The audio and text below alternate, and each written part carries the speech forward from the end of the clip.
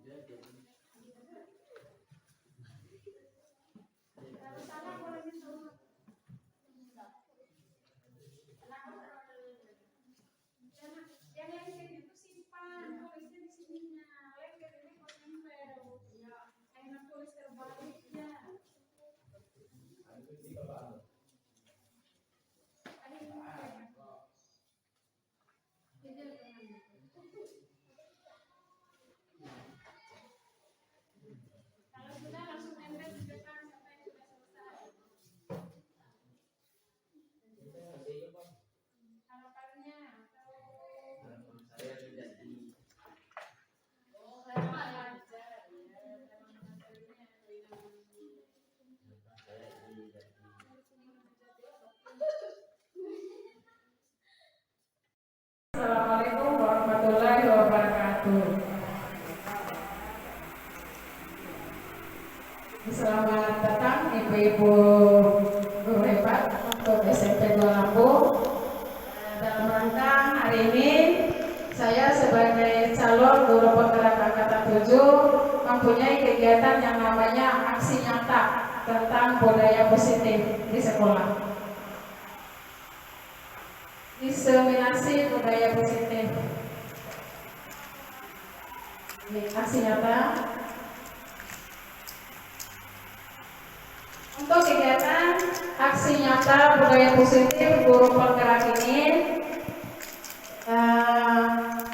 karena di sekolah itu pasti mempunyai budaya positif, makanya apa yang kita dipelajari di guru penggerak itu perlu disosialisasikan di sekolah untuk menambah pengetahuan kita tentang budaya positif apa saja yang bisa kita gunakan di sekolah untuk siswa kita.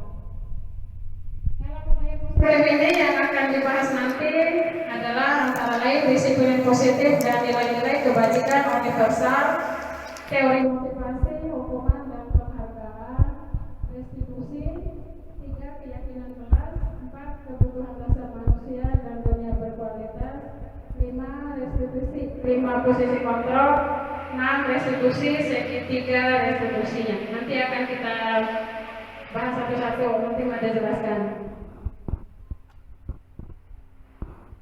Ini yang pertama tentang perubahan paradigma.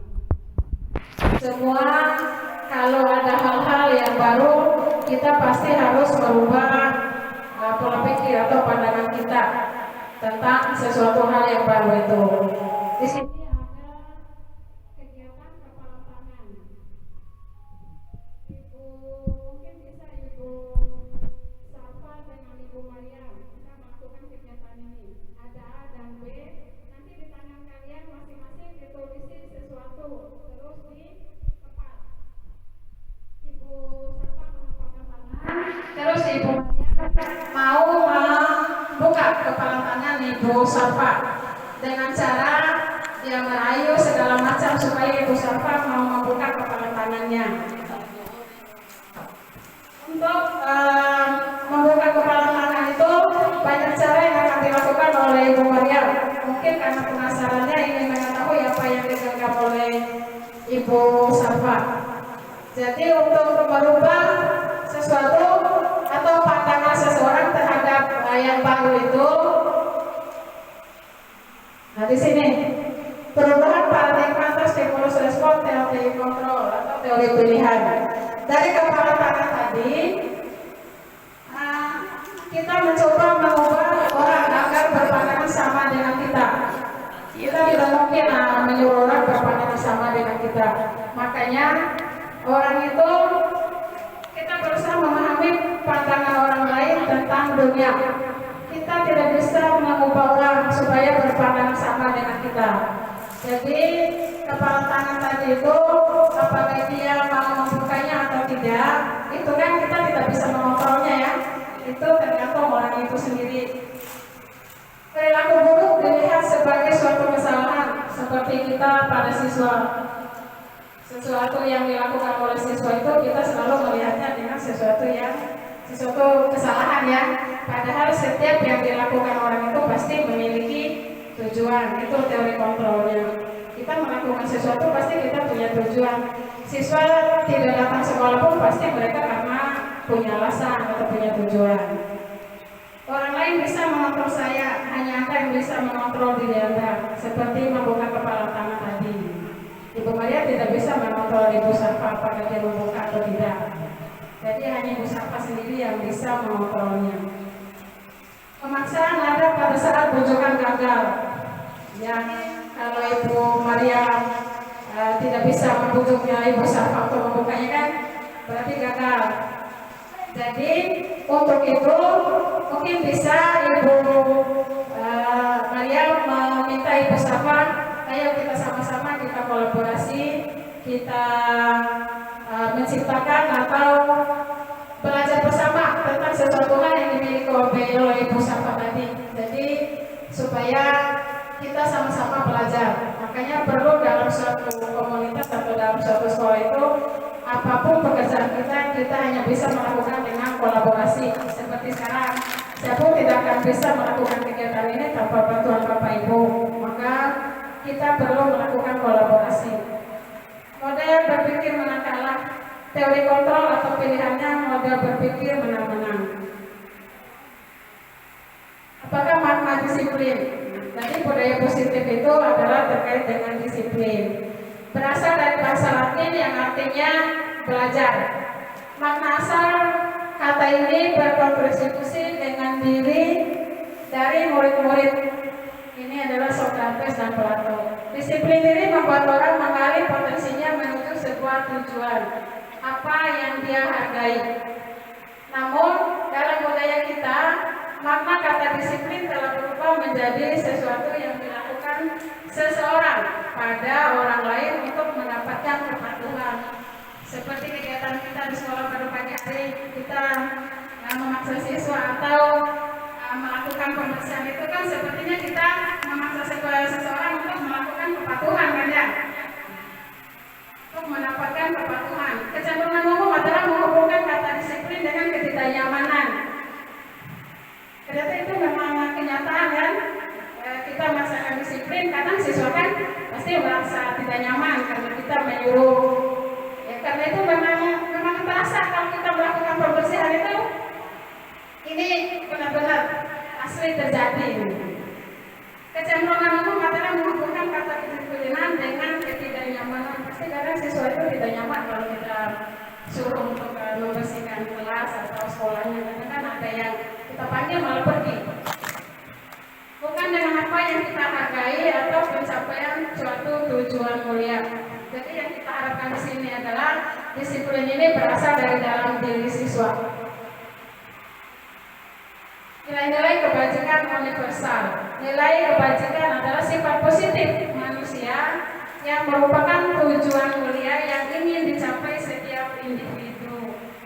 Jadi disiplin itu merupakan namanya nilai-nilai kebajikan. Dan diharapkan nilai kebajikan itu merupakan yang ada, yang harusnya keluar dari dalam diri, bukan paksaan. Setiap perilaku atau perbuatan memiliki suatu tujuan yang tadi.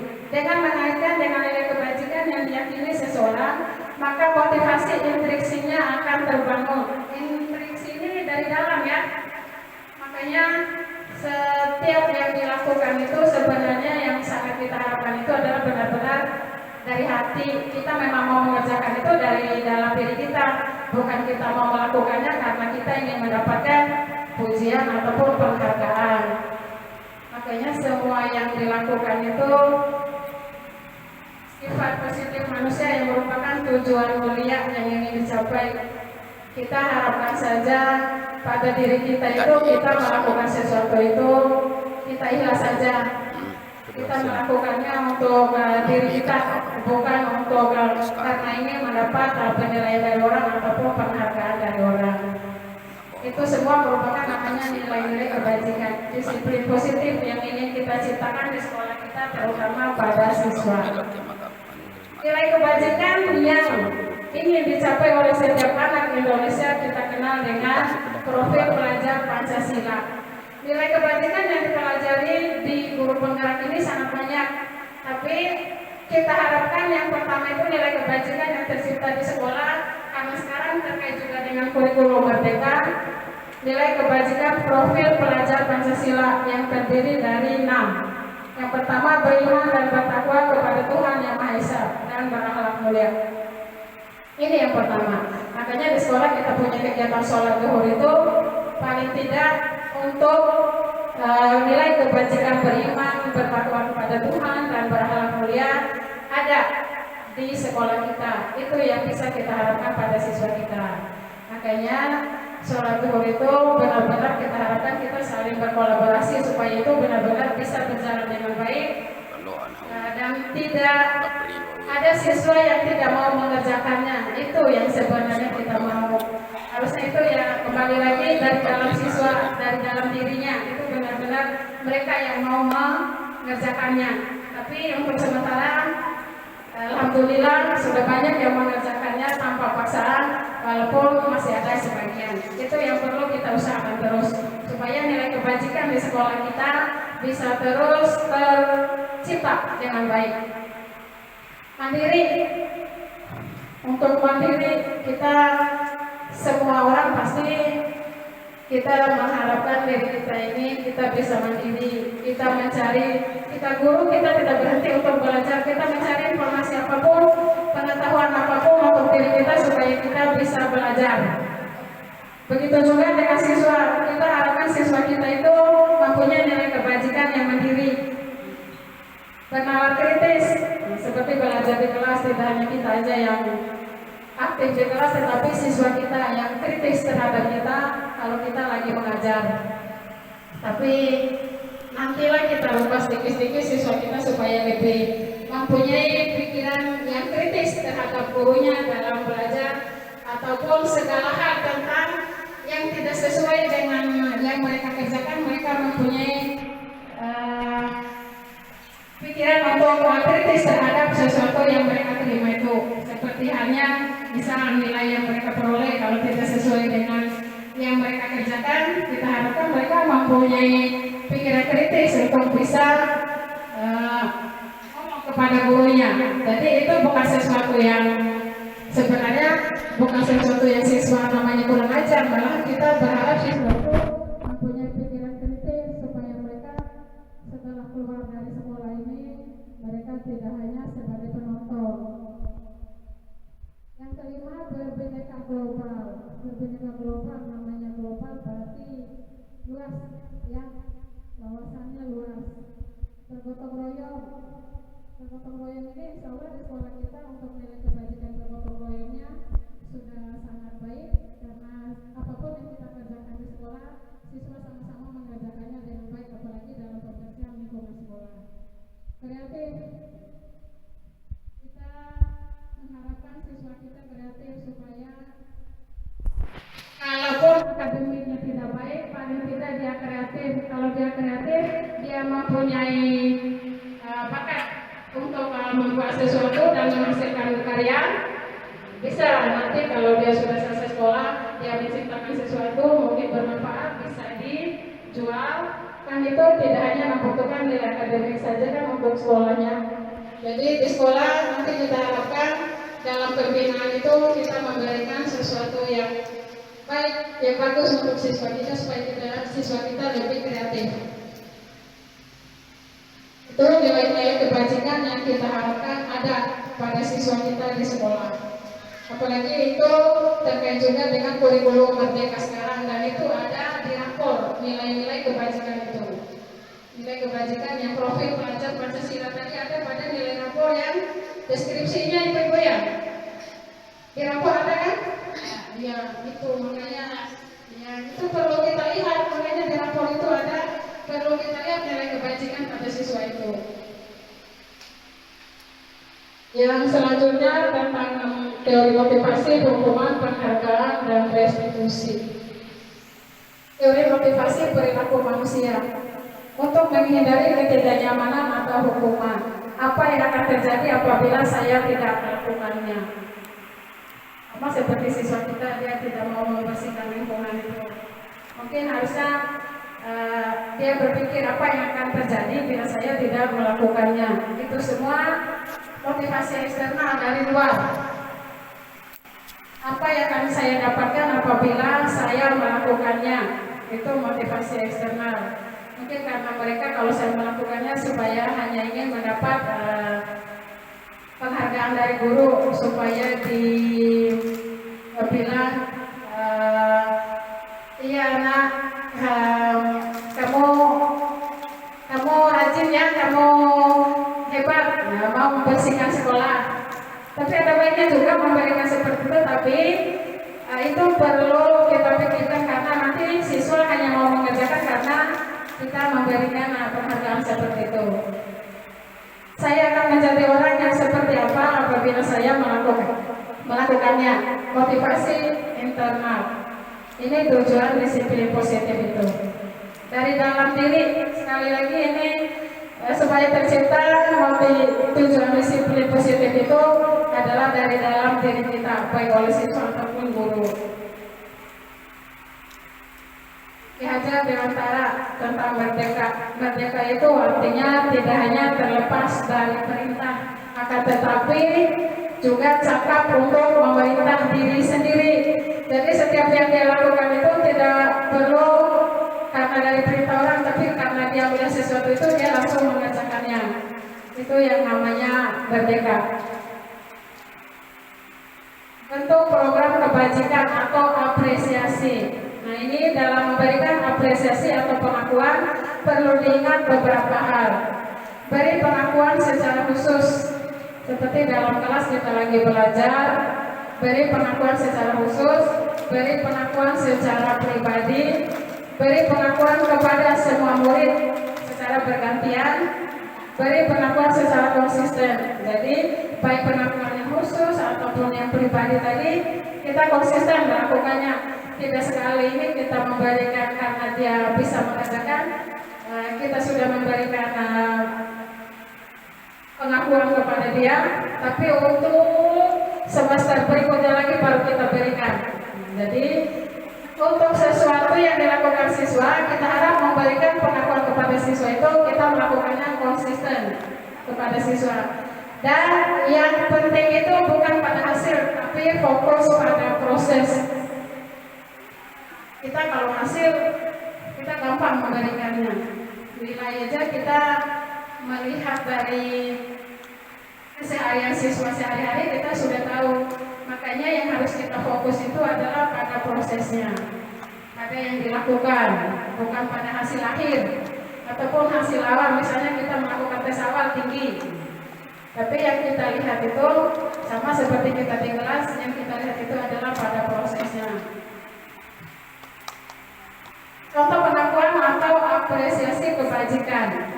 Nilai kebajikan, rasa empatimu besar sekali. Situasinya pada saat menolong murid baru di kelas kita. Nilai kebajikan yang kepedulianmu. Pembukanya saya menghargai. Situasi pada saat kamu membantu teman-temanmu di tugas kelompok. Yang ketiga, rasa tanggung jawab. Situasinya pada saat kamu memungut kertas-kertas yang berserakan di lantai. Itu contoh pengakuan atau apresiasi kebajikan. Nanti yang kita usahakan yang kita lakukan pada siswa. Ini tindakan guru. Nah, di sini ada tindakan guru, di sebelahnya ada kolom hukuman atau konsekuensi. Saya minta ibu-ibu untuk ini, misal yang nomor 1, mencatat 100 kali di dalam buku kalimat, saya tidak akan terlambat lagi karena terlambat ke sekolah. Apakah ini hukuman atau konsekuensi? Siapa yang bisa ibu-ibu? Mencatat 100 kali dalam buku kalimat. Konsekuensi karena Bisa yang lain? Konsekuensi atau hukuman? Konsekuensi. 100 kali di dalam buku kalimatnya adalah saya tidak akan terlambat lagi karena terlambat ke sekolah. Ini hukuman atau konsekuensi. Ibu menjawab?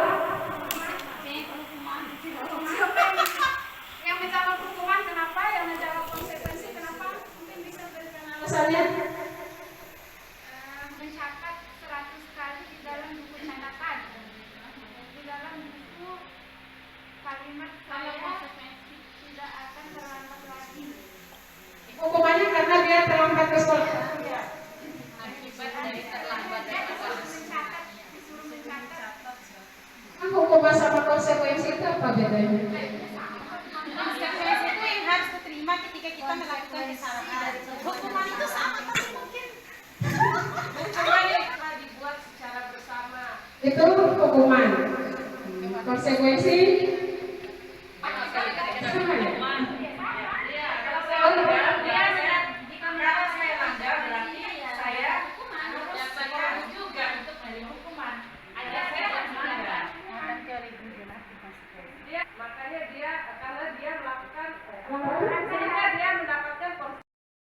nanti siswa akan belajar dari kesalahan yang dia buat itu. Memperbaiki hubungan, tawaran bukan paksaan.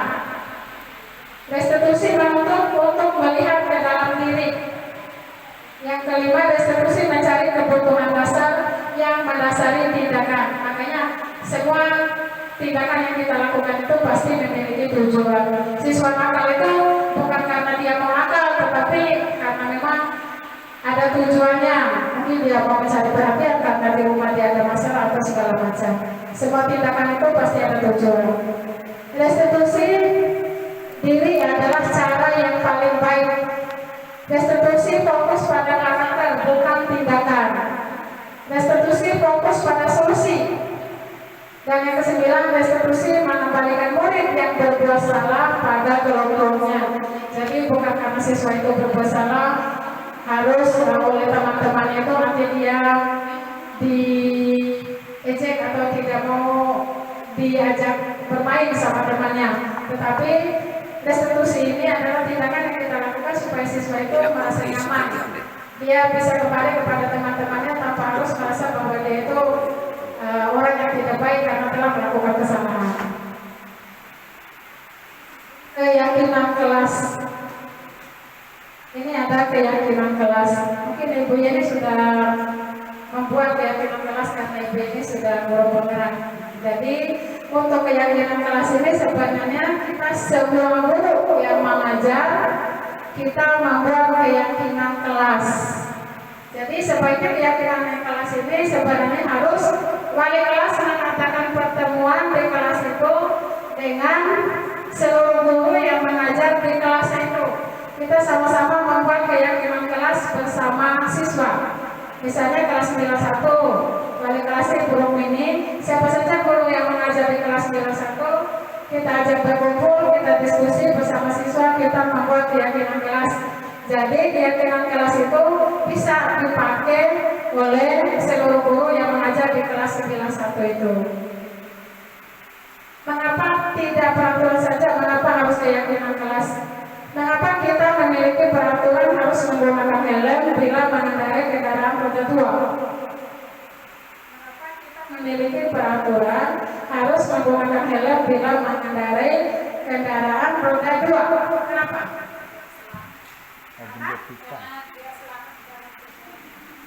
Karena memang itu sudah peraturan kan? Itu peraturan. Ya, itu peraturan. Mengapa kita memiliki peraturan 3M, menggunakan masker, mencuci tangan, dan menjaga jarak? Itu peraturan dikeluarkan karena kemarin COVID, kita harus melaksanakan itu. Mengapa kita memiliki peraturan harus datang tepat waktu pada saat mengikuti pelatihan? Ya, karena itu peraturan yang harus kita patuhi dalam mengikuti pelatihan. Budaya positif, lingkungan positif, keyakinan kelas, peraturan kelas. Jadi budaya positif itu sangat baik ibu-ibu untuk di sekolah kita yang perlu kita terapkan di sekolah. Ini kesepakatan kelas, contohnya ini. tepat waktu mengucapkan salam. Kesepakatan kelas. Menjaga kebersihan sekolah. Berdoa sebelum dan sesudah kegiatan. Aktif dalam pembelajaran. Ini semua adalah kesepakatan yang dibuat bersama. Kita menyuruh siswa kita mengungkapkan apapun yang mereka mau ditulis.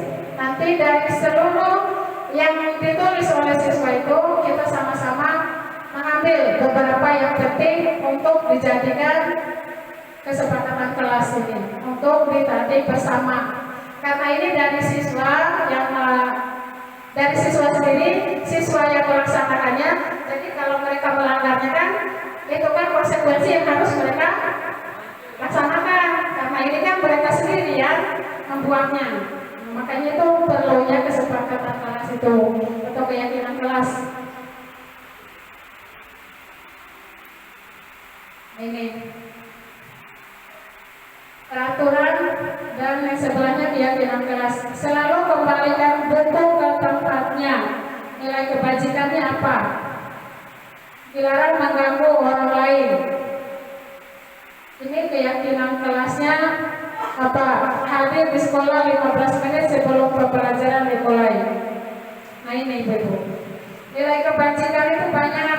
Yang tadi yang saya bilang nilai kebajikan itu banyak. Tapi yang ingin kita terapkan dulu adalah nilai kebajikan profil pelajar Pancasila tadi. Nilai kebajikan itu banyak. Ada tanggung jawab, menghormati orang lain, berkomitmen, keselamatan, kesehatan. Ini tergantung dari peraturan. Peraturannya selalu kembalikan buku ke tempatnya. Kalau keyakinan kelasnya namanya tanggung jawab. Dilarang mengganggu orang lain.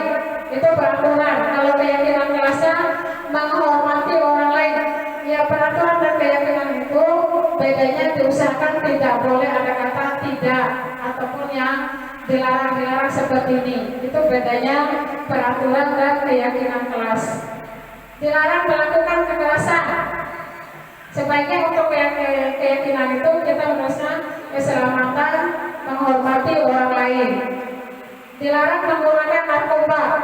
Keyakinan kelasnya kesehatan. Bergantian atau menunggu giliran. Menghormati orang lain dan bersabar. Kita budaya antri. Gunakan masker. Untuk keyakinan kelasnya kita karena itu untuk keselamatan dan kesehatan. Jangan berlari di kelas atau koridor. Nanti untuk keyakinan kelasnya sampai untuk keselamatan dan keamanan. Kebutuhan dasar manusia. Nah, jadi semua yang dilakukan itu adalah untuk memenuhi kebutuhan dasar manusia. Kebutuhan dasar manusia itu ada 5. Yang pertama kasih sayang dan rasa diterima. Itu siswa kita kebutuhan dasarnya kasih sayang dan rasa diterima, sama seperti kita semua. Penguasaan, kebebasan, kesenangan, dan bertahan hidup. Nah, misal contoh siswa kita melakukan misal contoh dilarang melakukan kekerasan.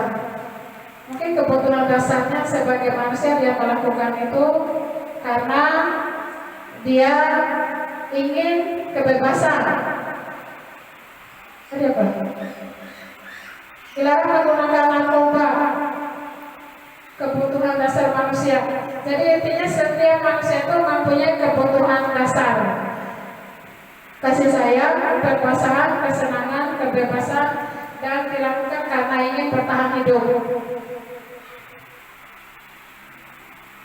Nah, di sini pernyataan di kolom sebelahnya siapa yang mengatakan 5 posisi kontrol.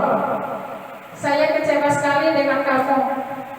Posisi kontrolnya ini posisi kontrol ibu-ibu. Di sini posisi kontrol itu kita ini posisi kontrol guru.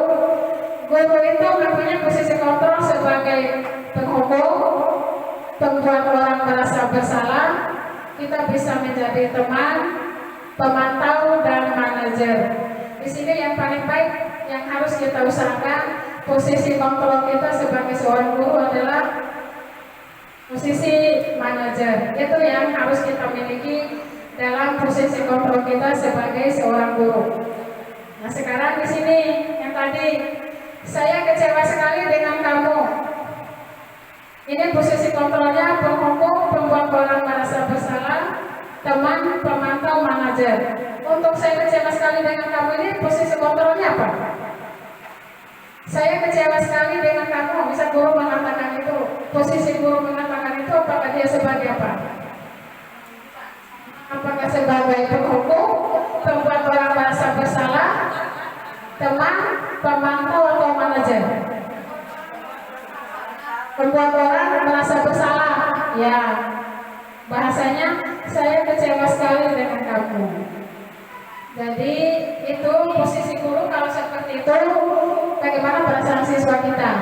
Jadi kita itu sangat diharapkan posisi yang dimiliki guru itu adalah sebagai manajer. Kita lanjut. Kamu tidak pernah benar melakukannya. Sebagai apa itu? Sebagai pemantau. Kamu tidak pernah benar melakukannya. Penghukum. Yang ketiga, ayolah lakukan demi ibu atau bapak. Itu posisi kontrolnya sebagai apa? Apakah teman, pemantau, manajer, penghukum, atau pembuat orang merasa bersalah?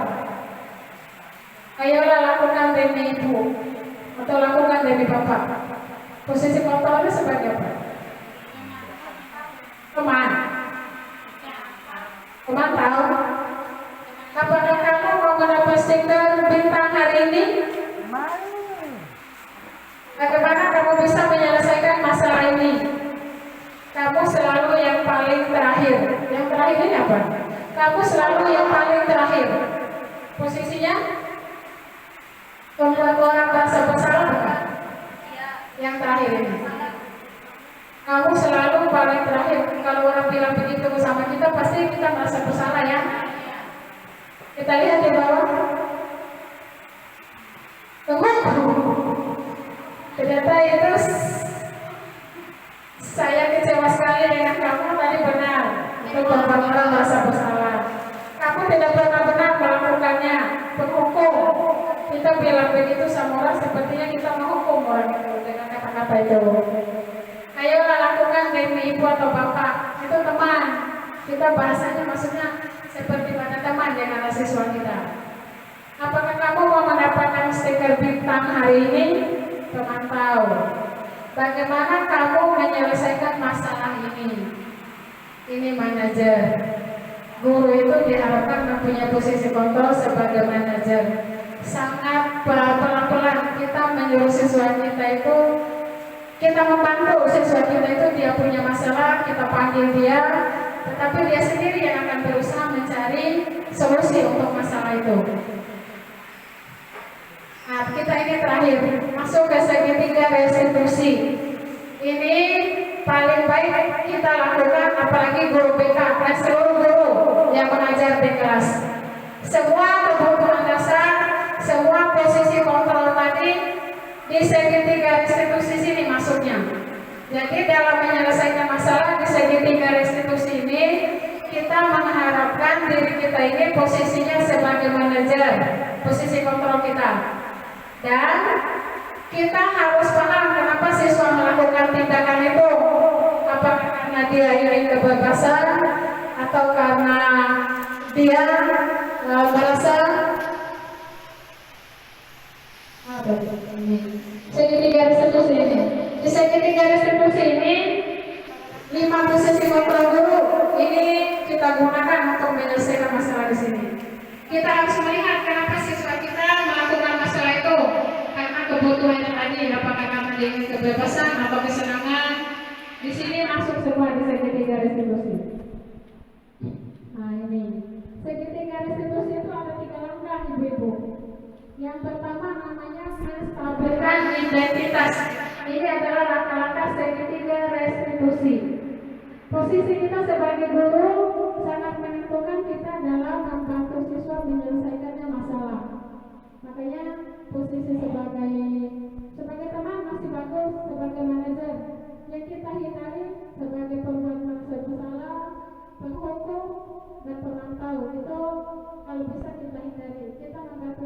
dalam menyelesaikan masalah itu kita usahakan diri kita, posisi kontrol kita itu sebagai posisi manajer ataupun teman.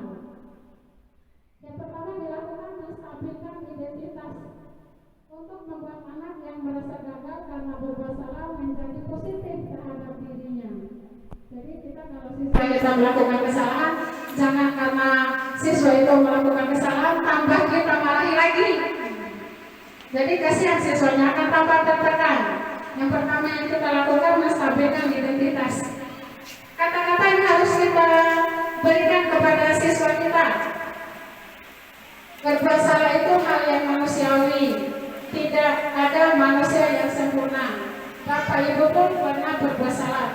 Jadi kita usahakan kepada siswa kita itu, kita juga harus mengatakan pada siswa itu, bukan hanya siswa yang pernah berbuat salah, kita guru pun sering, apalagi kalau masalah datang ke sekolah tepat waktu, bukan hanya siswa, guru pun seperti itu.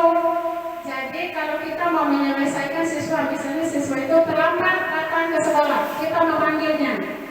Jangan karena siswa itu datang terlambat, terus kita langsung menyelesaikan masalahnya itu dengan kita menjadi posisi kita sebagai pembuat merasa bersalah tadi. Kita usahakan itu kita hindari. Kita berikan kata-kata seperti ini. Kemarin saya pernah sudah mencobanya untuk melakukan seperti itu.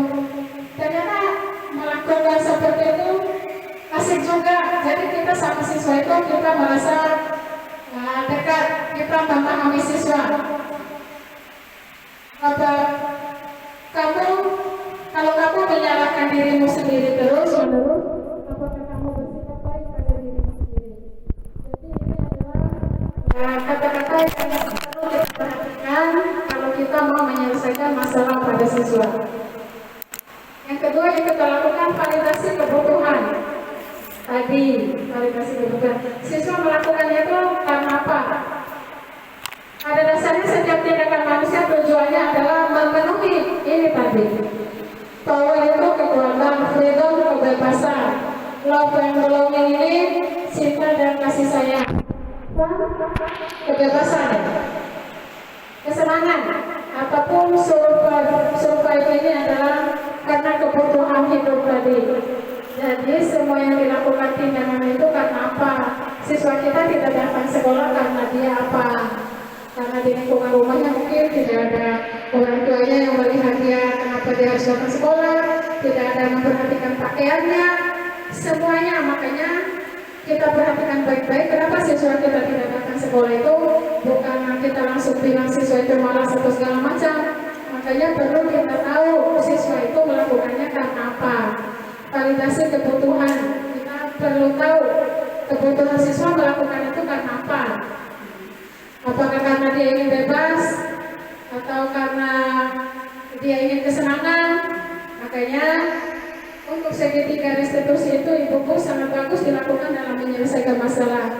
Langkah yang kedua validasi kebutuhan namanya. Jadi kita perhatikan siswa kita melakukan kesalahan karena apa.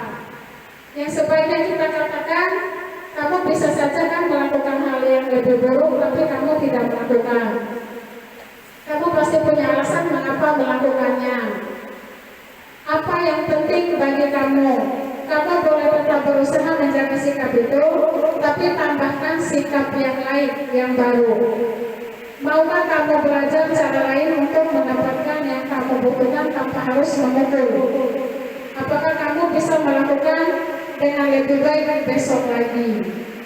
Jadi apa yang dia lakukan sekarang, tinggal kita mencari solusi kepada dia itu supaya besok itu dia bisa lebih baik. Dan yang ketiga yang dilakukan adalah menanyakan keyakinan. Ini tadi Bapak Ibu. Kita melakukan atau membuat keyakinan bersama siswa supaya kalau dia melakukan kesalahan itu ada di sini dalam menyelesaikan masalah. Menanyakan keyakinan. Misalnya di keyakinan kita datang tepat waktu ke sekolah, siswanya terlambat, berarti kan dia melanggar dari keyakinan yang telah dibuat.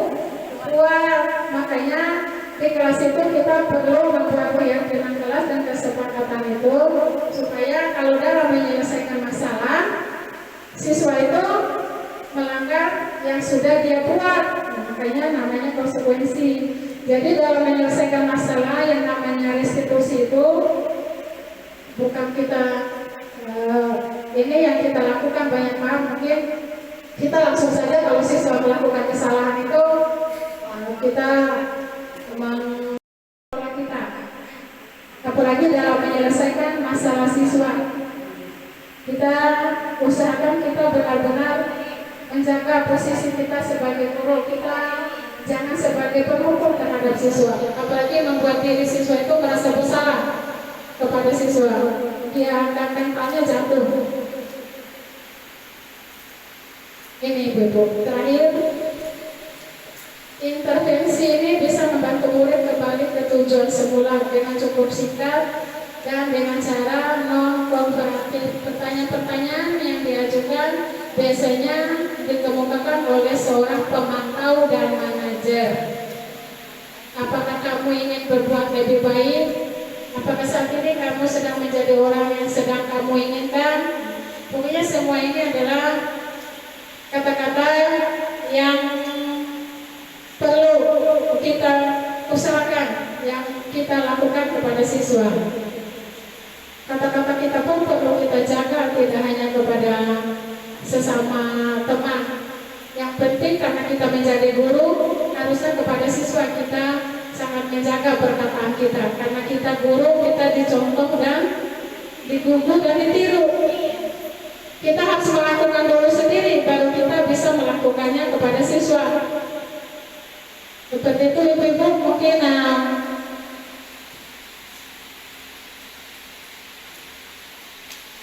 sekian yang tadi yang saya sampaikan. Terima kasih karena telah hadir di ruangan ini untuk mendengarkan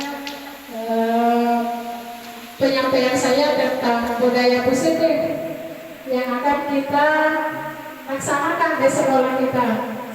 Jadi saya harap yang ada di ruangan ini paling tidak ini bisa bermanfaat.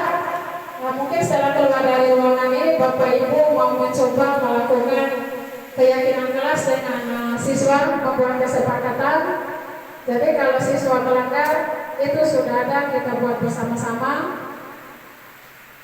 Diusahakan kita menjadi guru itu menjadi lebih baik, dan kita harusnya mengerjakan dulu baru memberi contoh kepada siswa. Namanya juga istilah guru itu sangat bagus. Guru dicontoh, digugu dan ditiru. Apapun perkataan kita digugu oleh siswa.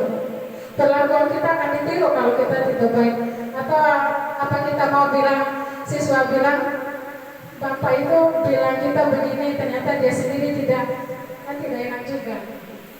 Jadi kita usahakan apapun yang kita lakukan di sekolah ini kepada siswa kita itu kita lakukan dengan baik, karena tujuan kita di sekolah kita menjadi guru untuk siswa.